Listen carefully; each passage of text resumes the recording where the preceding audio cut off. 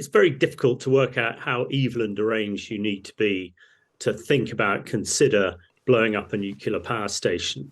And I think until the Kakova Dam was blown up sort of a few weeks ago, one didn't really genuinely expect these sort of things to occur. But I think when the Russians blew up the dam and created, massive environmental disaster, similar to or of a level that the Chernobyl nuclear disaster was in the 80s, you then realize actually there are very few things that Putin, the Russian leader, won't do. Well, his conventional forces are failing, and an unconventional attack like this, creating a sort of improvised nuclear device out of a nuclear power station, unfortunately, is almost part of their deranged doctrine these days. Yes. I mean, you'd think sanity, let alone common sense, would prevail, but we've had these sightings of what may be explosives, seem to be explosives planted on the roofs of two of the facilities there, two of the plants. There's a line of, is it five of them at Zaporizhzhia,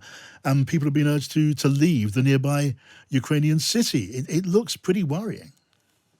Well, I think there are a number of things to look at, John.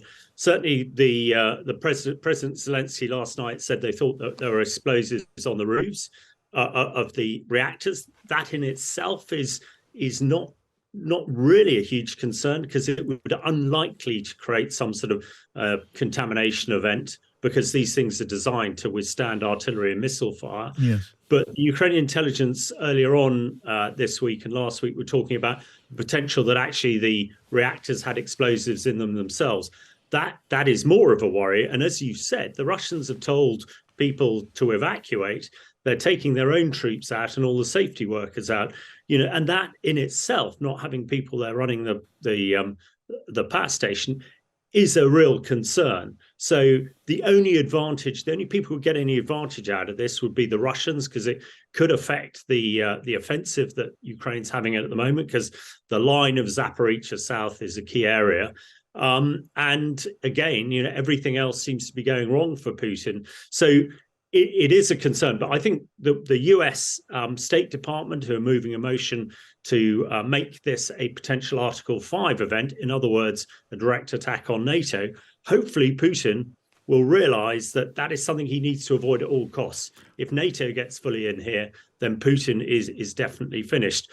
I would like to see the UN get more involved and create a demilitarized zone around the power station, so there's no chance that there'll be an accident, in inverted commas. Obviously, we're talking entirely in theory here. There has yet been no sabotage at the Zaporizhzhia plant. But the point you make there, just help me understand that, Hamish. If the UN were to pass a motion saying that such an attack, such a piece of sabotage would be relevant to Article 5 of the NATO treaty, which means that all NATO members are therefore in conflict with Russia. Does that mean that they would be in conflict with Russia? I thought NATO had to pass that motion for that to be active. No, if I said the UN, I was absolutely wrong. NATO. And is that then a real possibility? Would they do that? Well, that's what the US government are suggesting. And if the US government are calling it an Article 5, then the rest of NATO should well support them. Because I think what they're suggesting, if there was contamination ensuing from an accident at Zaporizhzhia, at the moment, meteorological conditions tell us that contamination would land in Western Ukraine and Western Europe, Germany and Poland, in effect creating an attack on those NATO countries. And I think it is the only thing that might hold Putin back from getting involved, because he knows if NATO throws its weight in, then he is finished.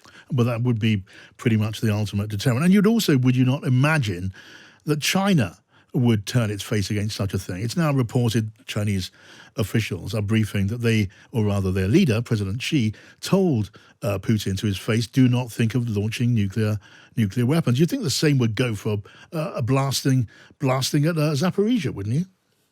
Well, I think it's incredibly helpful for the Chinese premier to say that, because Putin will obviously listen to him, because they're going to be completely reliant on China after this.